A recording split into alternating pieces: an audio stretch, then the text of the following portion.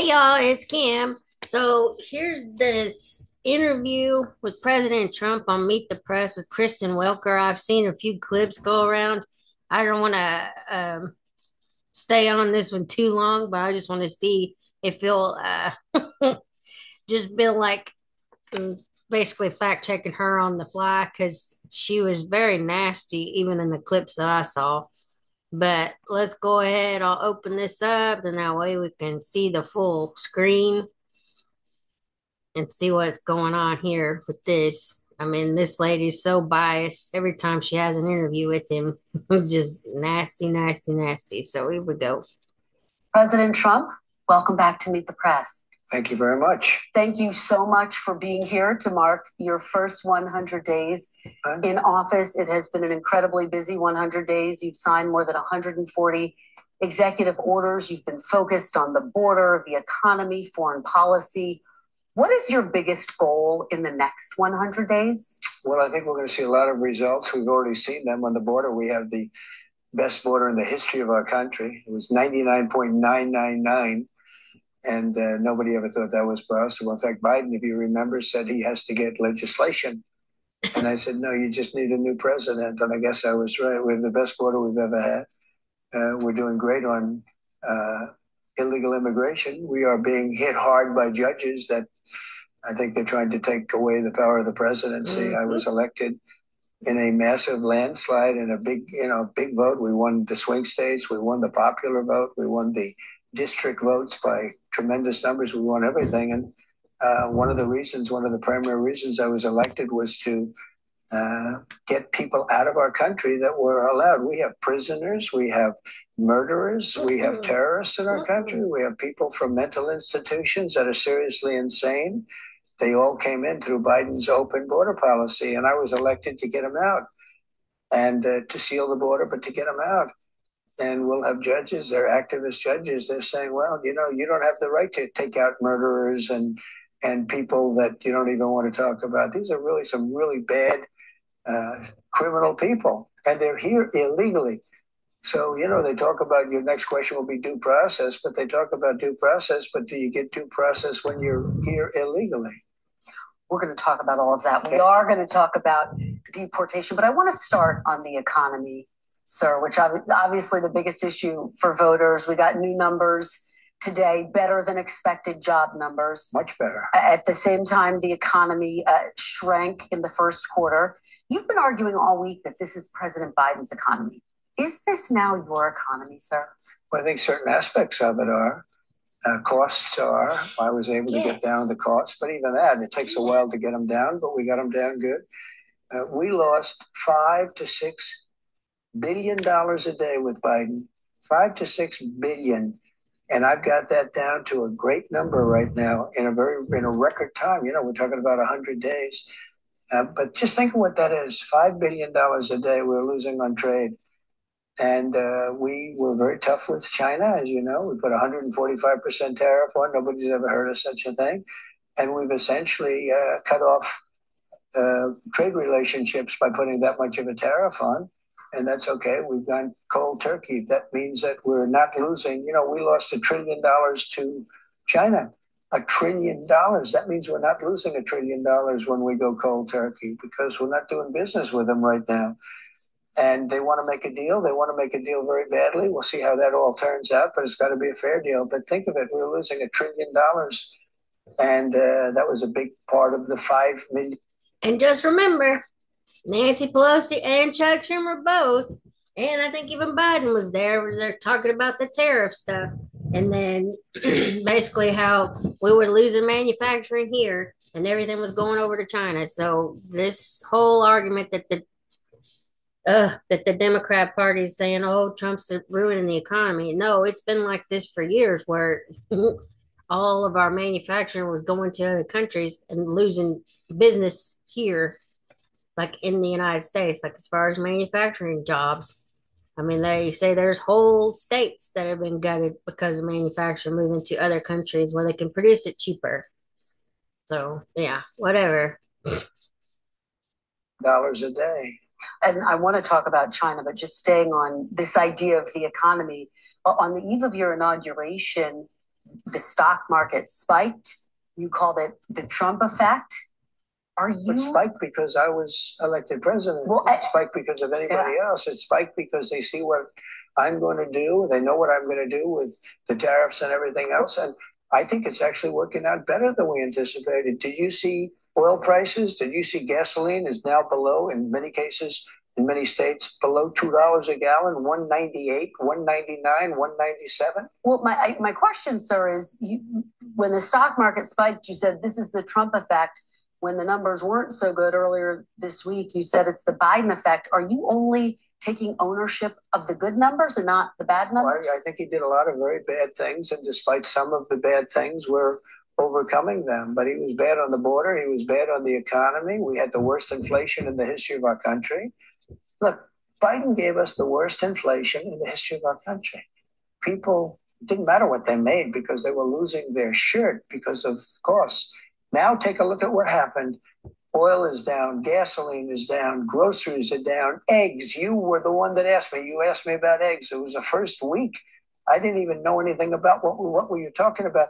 Egg prices were so high you couldn't buy eggs. They didn't have any eggs. And they said Easter is going to be a disaster. Well, we had Easter at the White House, and we had thousands of eggs, and they were down 87%. Yeah, a lot of that, of course, spike was because of bird flu. But when does it become the Trump economy? Why do you say that? Well, tell me, we had the same bird flu as he had. When does it become the Trump economy? It partially is right now. And I really mean this. I think the good parts are the Trump economy and the bad parts are the Biden economy, because he's done a terrible job. He did a terrible job on everything. From his auto pen, which I'm sure he knew nothing about some of the things he was supposedly signing. That's terrible. To immigration. You look at what happened with immigration, how bad it was. Think of it. We have murderers, 11,888 murderers. Many of them murdered more than one person. Think of that. And they're in our country. Now, we've gotten a lot of them out, and we know who many of them are, and we're on the hunt. But why would anybody do that? Why would anybody... Who could do such a thing with it, allow hundreds of thousands and even millions of people into our country, or criminals? And for votes, we know that for a fact. It helps with their census count, so then they get more representatives in an area. That's exactly why they did it. And they know that the American people are done with their stupid Democrat, socialist, Marxist ideology and don't want that anymore. So they had to import new voters. Even though if they can't vote in this election, they would have been able to vote probably in the next election, because they'd figure out some legislation, and especially they got into Democrat office, like if it was Senate and House being flipped, and they got in the majority again. So there's always an ulterior motive when you're dealing with Democrats. Just saying, because that's where we're at. Not because I care about them. At the highest level. But sir, you acknowledge when you announced your tariffs, for example, the stock market dropped. It's been volatile. It has since gone up. Do you take responsibility for that? Yeah. Do you take responsibility when it drops? Ultimately, I take responsibility for everything, but I've only just been here for a little more than 3 months. But the stock market, look at what's happened in the last short period of time. Didn't it have 9 or 10 days in a row, or 11 days where it's gone up? And the tariffs have just started kicking in, and we're doing really well psychologically. I mean, the fake news was giving me such press on the tariffs. The tariffs are going to make us rich. We're going to be a very rich country. So let's talk about the tariffs. And I want to ask you about something you said this week. Got a lot of attention. You were at your cabinet meeting. You said, quote, I'm going to quote what you said, maybe the children will have $2 instead of $30. Yeah. And maybe the $2 will cost a couple of bucks more than they would normally. Are you saying that your tariffs will cause some prices to go up? No, I think the tariffs are going to be great for us because it's going to make us rich. But you said some dolls are going to cost more. Isn't that an acknowledgement that some prices will go up? I don't think a beautiful baby girl that's 11 years old needs to have $30. I think they can have $3 or $4 because what we were doing with China was just unbelievable. We had a trade deficit of hundreds of billions of dollars with China. when you say they could have $3 instead of $30, are you saying they don't need Americans could see empty store shelves? No, I'm not saying that. I'm just saying they don't need to have $30. They can have three. They don't need to have 250 pencils. They can have five. But you're basically saying there could be some supply shortages because of the tariff. To waste money on a trade deficit with China for things we don't need, for junk that we don't need. Well, prices are already going up on some popular items. Tires, strollers. This is such a dishonest interview already. Prices are down on groceries. Prices are down for oil. Prices are down for all energy. Prices are down at tremendous numbers for gasoline. And let me tell you, when you have the big thing, what he did, he spent like a stupid person, which he was, but he spent like a very stupid person. And that was bad for inflation. But what really killed us with inflation was the price of energy. It went up to $3.90, even $4, and in California, $5 and $6, right? Okay. I have it down to $1.98 in many states right now. When you go that much lower on energy, which is ahead of my prediction, because I really thought I could get it down into the 250s. We have it down at $1.98 in numerous places. But when you say costs are going up, even mortgage rates are going down. Well, but let me give you some examples. These are actual examples. So you're saying the prices that are going down, some prices are going up. Tires, strollers, some clothing in the wake of your tariffs. That's peanuts compared to energy.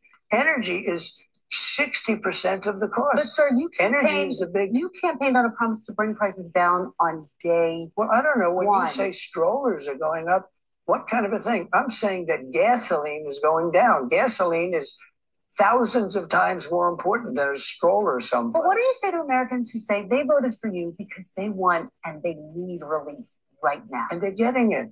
Right now? What about those even mortgage rates? Different items mortgage rates are going down despite the fact that we have a stubborn Fed. And you said even dolls could cost a couple bucks more. Maybe they might, but you don't need to have, as I said, $35. You can have 2, 3, 4 and save a lot of money. We don't need to feed the beast. I guess you're talking about this transition cost. How long should people expect that transition to last, Mr. President? I can't tell you that. I can tell you that we're making a lot of money. We're doing great. Again, we're losing more than $5 billion a day. $5 billion a day. You don't talk about that. And right now, we're going to be at a point very soon where we're making money every day. Look, how soon? We were losing hundreds of billions of dollars with China. Now we're essentially not doing business with China. Therefore, we're saving hundreds of billions of dollars. Very simple. You take me to my next question, which is about China. They've been making a number of public statements. Very positive statements the last 24 hours. Well, and most recently, they said before talks could happen, the U.S. would need to remove unilateral tariffs. Would you consider dropping the tariffs to get China to the negotiating table? No. They first of all, you're giving me a statement that was said a week ago. You're not giving the statement that was said today. I have May 2nd Chinese Commerce Ministry. Do you know what they said today? The U.S. wants to negotiate. It should show sincerity by preparing to take actions in correcting its mistakes and canceling the unilateral tariffs. They made, first of all, they made numerous statements. Yes, they've made numerous statements. People speak for China. It's like 50 they've made numerous statements. I can give you a statement for any occasion. Yes. But they said today they want to talk. Look, China, and I don't like this, I'm not happy about this, China's getting killed right now. They're getting absolutely destroyed. Their factories are closing. Their unemployment is going through the roof. I'm not looking to do that to China. Now, at the same time, I'm not looking to have China make hundreds of billions of dollars and build more ships and more army tanks and more airplanes. So you're not, just be very clear, you're not dropping the tariffs against China to get them to the negotiating table. Those tariffs are staying on. Why would I do that? Would you lower them? At some point, I'm going to lower them because otherwise you could never do business with them. And they want to do business very much. Look, their economy is really doing badly. Their economy is collapsing. So small businesses say they are being hurt by the Chinese tariffs and some could be forced to shut down. And many businesses are being helped. Are you considering tariff relief for small businesses? Why do you always mention that You pick up a couple of little businesses. What about the car business? They're going to make a fortune because of the tariffs. Do you know that the union, the head of the union, who was no fan of mine, Fain, Sean Fain, I guess his name is, right? He didn't endorse me. The Teamsters did. A lot of people did. A lot of unions did. But he didn't. He couldn't stand me. Now he's saying, wow, what's Trump's done for the automobile? I can't believe it. I assume he's going to probably now say the next thing he can say is, I endorse this guy. He's the greatest I've ever seen. He can't believe it's happened. He said, we've been waiting 40 years for somebody to do what Trump is doing. So why don't you mention the big car industry instead of mentioning somebody that's doing strollers? Well, I'm just asking about small businesses. Are there any discussions about giving any relief to small businesses? They're not going to need it. Okay. They're going to make so much money. Are these tariffs? If you build your product here. Remember, there are no tariffs if you build your product here. It's very easy. Yeah, I'm going to stop it there because I'm sure it's going to be like, copyright. But anyway, whatever. And this lady, she's very, very biased, obviously, in her answers. Everything is just kind of negative. I mean, I just don't really get it. But let's just see what some people are saying in the comments. Uh, let's see. There's only like 8 comments, so this should be quick. Stop. The dog is doing something. Says, thank you very much for sharing this, love. Just goes to show you everything you need to know about the fake news. Stop. Sorry, my dog is doing something stupid. It said that reporter did not once ask him what his favorite ice cream flavor was. I'm very disappointed. Ding dong, she's an idiot. I hate these idiots. She's shameless in her pursuit of gotcha, yet she relentlessly denied. Why is Trump doing interviews with these lying, disgusting, poor excuses for media? He should be doing interviews with Tucker, Megyn Kelly, Benny Johnson, Joe Rogan, and other podcasters that helped get him elected. Whoever's advising him needs to rethink their strategies. But really, the only way to get this information out there to the Democrats that are just primarily watching NBC have to see this. I mean, that's the only way to get it out there, whether it's going to change their mind or not. But, they still need to be able to see Trump in action and see how her questions are questioned with the biased slants. But anyway, I'm going to stop it here. I'll link this guy's post, I guess, in the description sections. That way you can go back and watch the entire thing. But yes, just know they are biased. They're constantly looking for a gotcha. Anyway, I'll talk to y'all later. Have a good day. Bye.